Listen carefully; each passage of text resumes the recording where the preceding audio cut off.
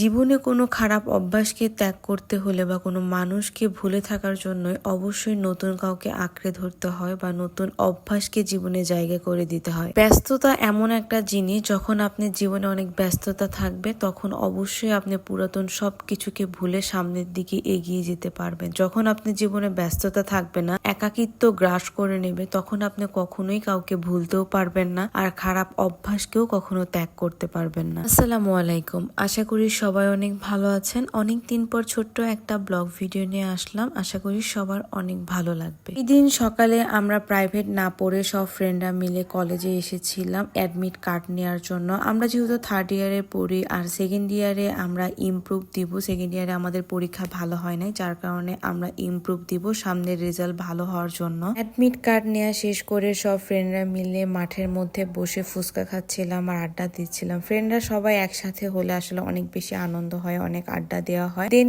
এটা তার পরের দিন সকালের একটা ভিডিও। আমরা সবাই প্রাইভেট শেষ করে এখন যাচ্ছিলাম একটু রেস্টুরেন্টে। মানে আমাদের কাজ হলো প্রাইভেট শেষ করে প্রত্যেক দিনের মতোই একটু খাওয়া দাওয়া আড্ডা না দিলে একদমই শান্তি লাগে না। দেন আমরা কিউতে এসেছিলাম আর এখানে চাউমিন সমোচা এগুলাই অর্ডার করেছিলাম। যেখানেই যাই না কেন কিউয়ের খাবার অনেক বেশি ভালো লাগে আর রিজনেবল প্রাইসের ভিতরে কিউয়ের খাবারই একদম বেস্ট। আর চাউমিনটা তো আমার কাছে মোস্ট ফেভারিট আর ফ্রেন্ডদের কাছে অনেক বেশি ভালো লাগে। আর খাবার আসার পর বিসমিল্লাহ বলে খাওয়া শুরু করার আগে সবাই সেলফি নিয়ে ব্যস্ত থাকে, যেমন আমি। সেলফি আর ভিডিওটা তুলতেই হবে। দেন বাসায় আসার পর এটা সন্ধ্যাবেলার একটা ভিডিও, একটু কফি খাচ্ছিলাম। কফিটা আমার গুঁড়া দুধ আর ড্যানিশ দিয়ে খেতে অনেক বেশি ভালো লাগে, মানে অনেক ঘন ঘন হয়, যার কারণে অনেক বেশি ভালো লাগে। আর এদিকে দেখি কফি শেষ। দেন কফির কৌটার মধ্যে আমি গরম পানি দিয়ে এটা মেক করে নিচ্ছিলাম। আর আলাদা কফি তো আছে যেটা আমি এখনো খুলি নাই। আর কফি আমি একটু অল্পই খাই, কারণ কফি খেলে আমার রাতে বেশি ঘুম হয় না। কফি খাওয়ার পর এখানে সবাই বলছিল যে মোমো খাবে,